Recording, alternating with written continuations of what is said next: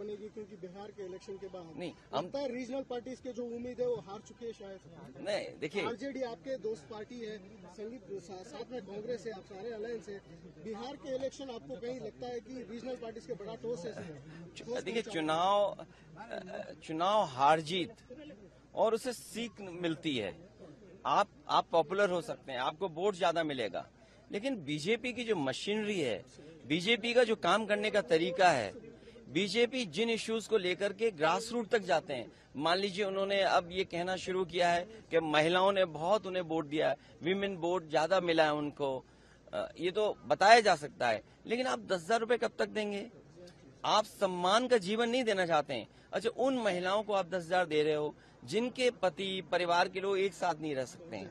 देखिए दुख की बात यह है कि बिहार यूपी वो स्टेट है जहाँ के सबसे ज्यादा लोग बाहर जाते हैं, वो अपने परिवार को छोड़ के जाते हैं।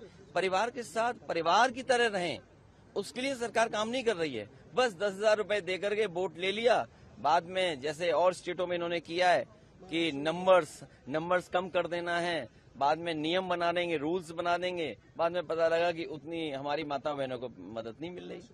सेम महाराष्ट्र में और किसी स्टेट में इसी तरह का काम होता है। आप कैसे रीड करते हैं सर, क्योंकि काफी सालों से आप पॉलिटिक्स को देखते जा रहे हैं, बीजेपी का इस बेहतरीन विन कहा जा रहा है उनके तरफ से, इंडिया का बेहतरीन विन जेडीयू को, आप कैसे देखते हैं सर? नहीं, इतना सीट जीते हैं, 202 डबल सेंचुरी, हजम नहीं हो रहा।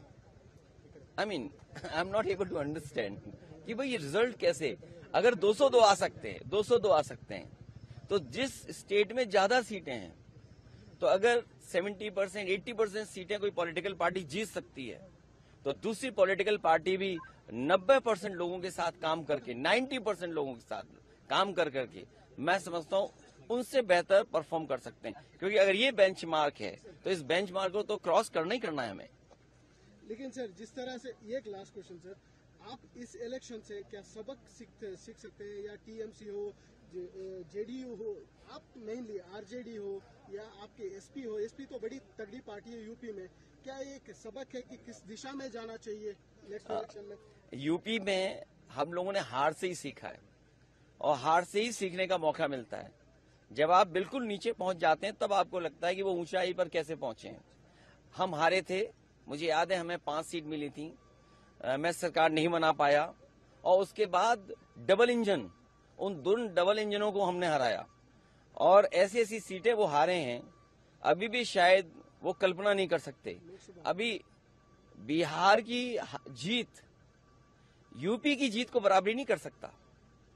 यूपी की जीत अलग जीत है, बिहार की जीत अलग जीत है।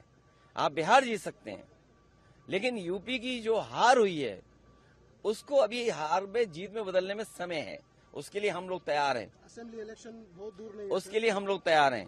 आज जब हम और आप मिल रहे हैं, हो सकता है कि अगर 11 जनवरी 2027, अगर 11 जनवरी 2027 को डिक्लेयर होता है इलेक्शन, तो आज हमारे पास 423-424 दिन है, और यूपी में 403 असेंबली हैं, तो हमारे पास 20 ही दिन तो स्पेयर में है।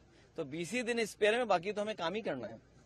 सर बेंगलुरु एक बड़ा उम्मीद लेके आए हैं, कैंपेन आपने शुरू किए हैं, क्या सोच रहे हैं सर? देखिए ये जगह मैंने, जहाँ भक्ति है हर शब्द में, कथाओं में छिपे हैं दिव्य रहस्य, और ज्योतिष देता है जीवन को दिशा। धर्म से जुड़ी हर बातों को जानने के लिए हमारे चैनल स्तुति को सब्सक्राइब करें। चैनल पर जाने के लिए इस लिंक पर क्लिक करें।